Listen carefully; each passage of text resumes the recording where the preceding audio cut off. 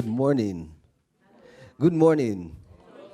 So let me confess that I came in late because I overslept, and I arrived here at 3 a.m. So I do not know how to say good morning in Swahili or in French or in other language. But I'm going to be telling you a few stories about what we do, about the work that we do. And I know some people already know these stories or parts of these stories. Rizan, who's my boss, and Brian Kaguro, and Ruth, and Nerima. But hopefully I'll tell you some new things that you haven't heard. You haven't heard as well. And why Nerima thinks this is an abnormal response to an abnormal democratic time for us. Yeah, so first of all, my name is Ibrahim Faruk, and I've done very badly because I've not met any new person since I got here. But hopefully during lunch and before the end of today, and tomorrow as well, I'll get to meet some new people. But the good thing is now all of you have met me. My name is Ibrahim. I work with a small organization in Abuja. It's called YIAGA Africa. And what do we do? Quite a few things. But let me break them down into a few things that we work on. So one, we work on legislative engagement. So we engage with the national and subnational parliament. We work on elections and electoral reform as well. So we're a huge country, and elections are a big issue for us. And I know some people were in Nigeria a few months ago when we had our elections to observe all the things that we did well and the things we did not do well. So we work with the Election Management Commission as well around areas of elections and electoral reform.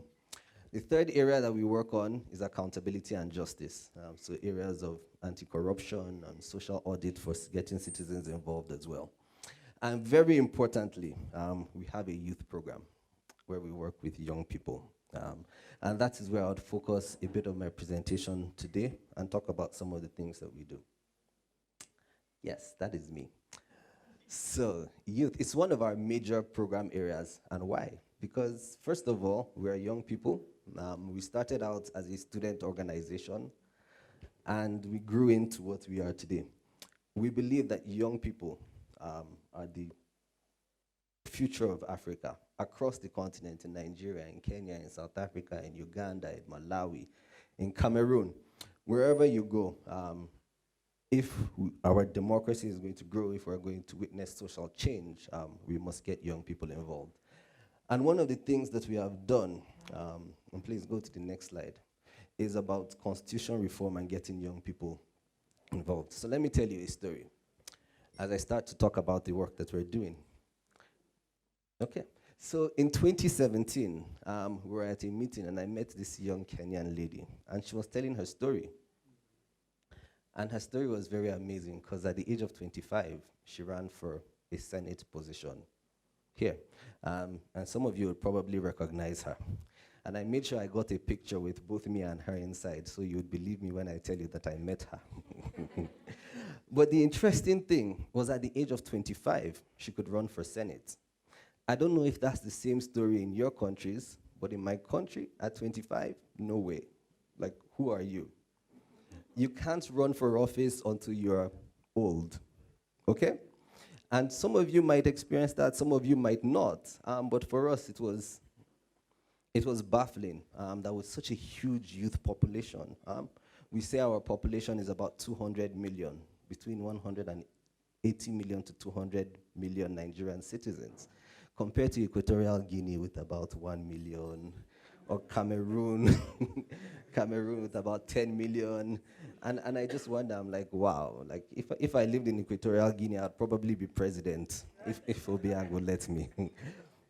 Yes, but in Nigeria, until recently, to run for president, you had to be 40.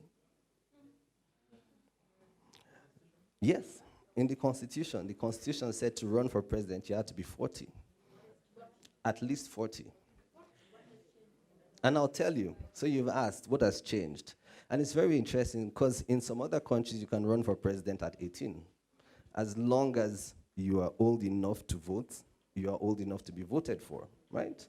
But that was not the same for us in our country. To run for president, you had to be 40.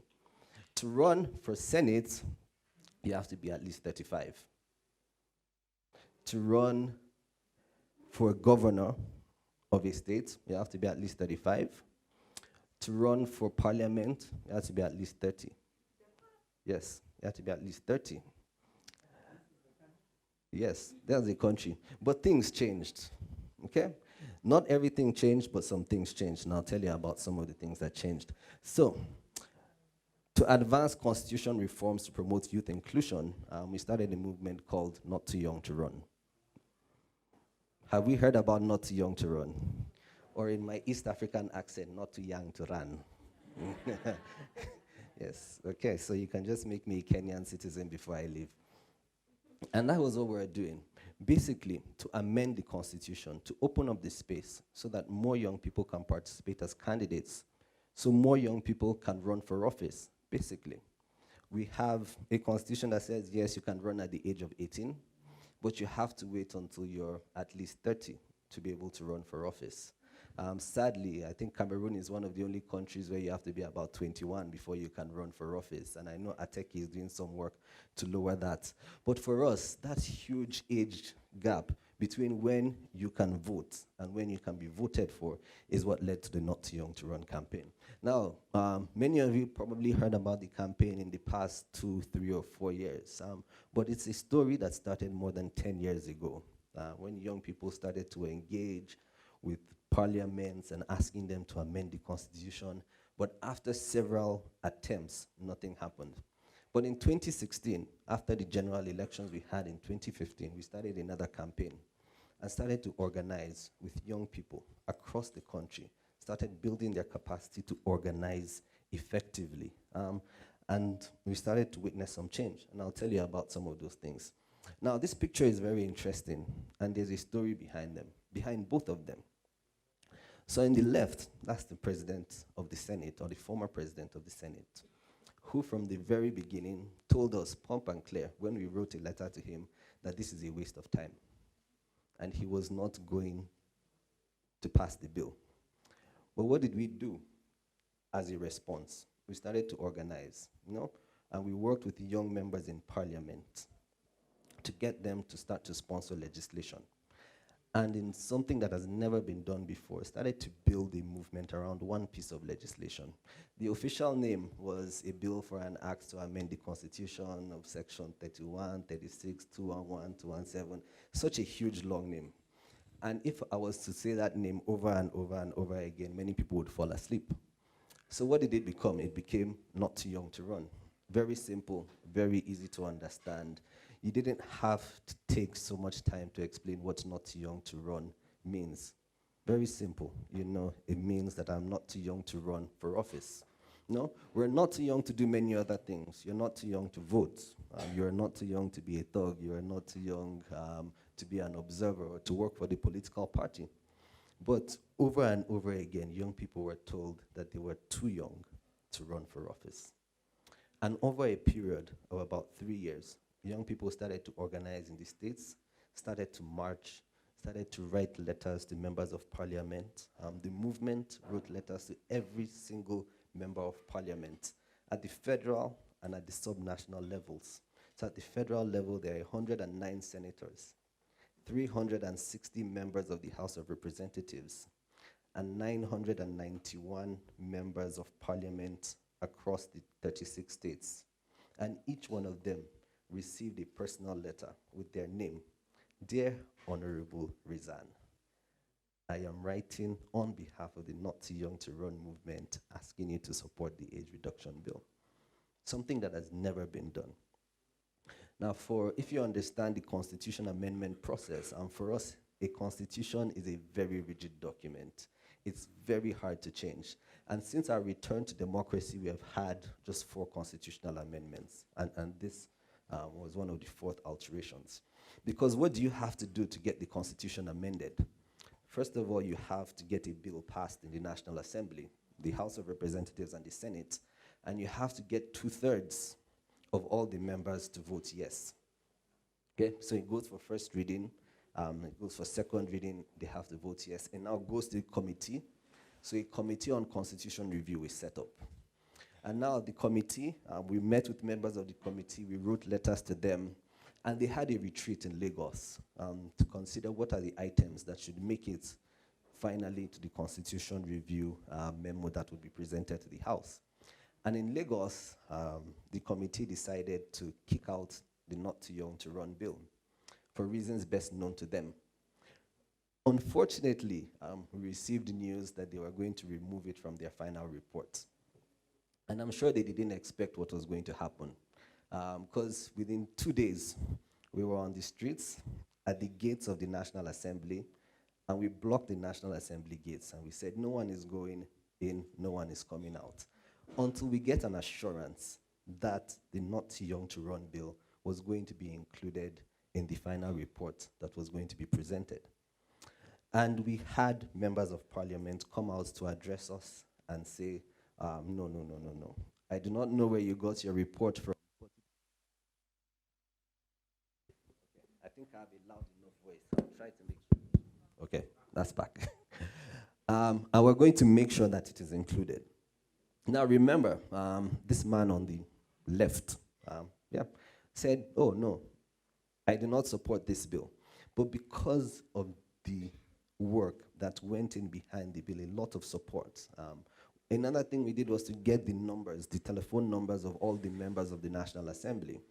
And since we were working with a group of young people across the states, and these members represent these young people in their different constituencies, we said, call your member of parliament, call the senator representing you, send them a text message, tell them vote yes for the Not Too Young to Run bill. And 2 days after we were on the streets in front of the National Assembly, the House of Representatives voted yes, and the Senate voted yes. And the Senate president sent his aides to our office to say, look, I want to support the bill now. It has come this far. But that was the first stage in the constitution amendment process, because it now had to go to all the 36 state houses of assembly. So at the subnational level, the parliaments there had to vote yes as well. And we needed 2/3 of the 36 houses of assembly. That means we needed 24 houses of assembly to vote for it. So what did we do? Learning from the lessons of what we did in Abuja as well, we had young people in the different states march to the state houses of assembly as well and make a similar demand. And over a period of about 3 to 4 months, we got 33 out of 36 state houses of assembly who voted yes. So you think that a lot of work and it is finally Uhuru. But it was not yet Uhuru, because President Buhari also had to finally sign the bill. So this is some of the things we did. We were able to bring parliamentarians from the different states to come and meet with them and have a dialogue as well. And finally, after a lot of back and forth involving going on the streets and marching again to the entrance of the State House, the presidential villa, or maybe not the entrance, as far as they would let us, because the president was taking time to sign the bill. Time was running out. We had elections in a few months, and young people were banking on us to say this piece of legislation has to be passed, or else we cannot run for office. And what happened? So over a period of about 2 to 3 years, over 12,000 young people marched across different states demanding that their parliamentarians vote yes for Not Too Young to Run. So what happened? Finally, on the 31st of May, 2018, President Buhari, after we had marched, after we had made demands, he signed the Not Too Young to Run bill into law at the presidential villa.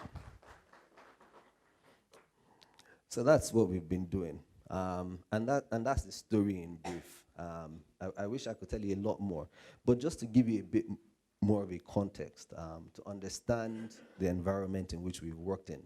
There have been past constitutional amendment attempts. This is not the first, and especially for increasing the participation of young women, on women in general, to make sure that there are also quota systems, to make sure their rights are protected. Whether you're married or not, it depends on where you can run for office.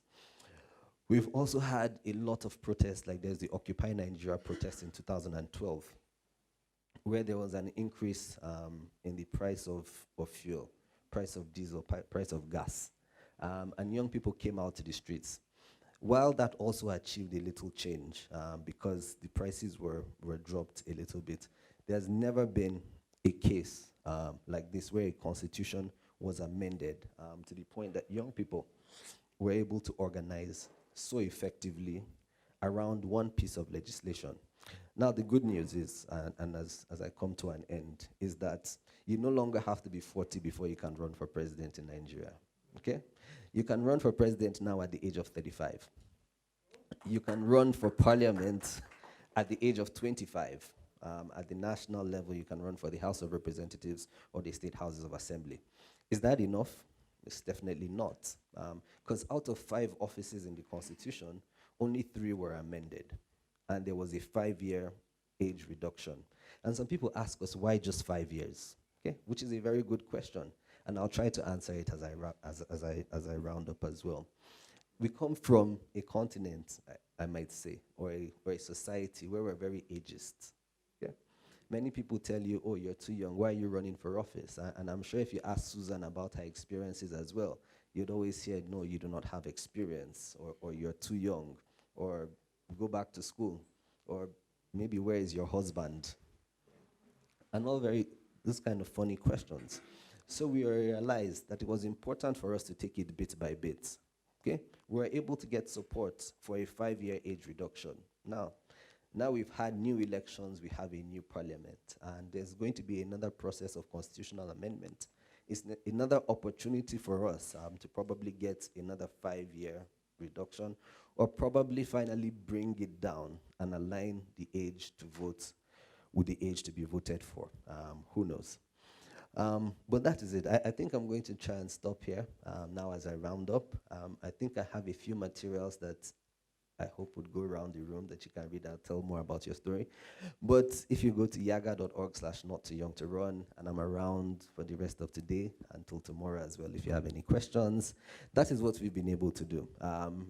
It might sound abnormal or not, but for us, it was an abnormal response in very abnormal democratic times when you have the largest demographic not being able to participate as candidates in an election, not being fully represented, not being fully included in decision-making processes. Call it normal or call it abnormal. Within our democracy, which is many times abnormal as well, that was our response, and we have proven that we are not only not too young to run, but we are also ready to run. Thank you very much.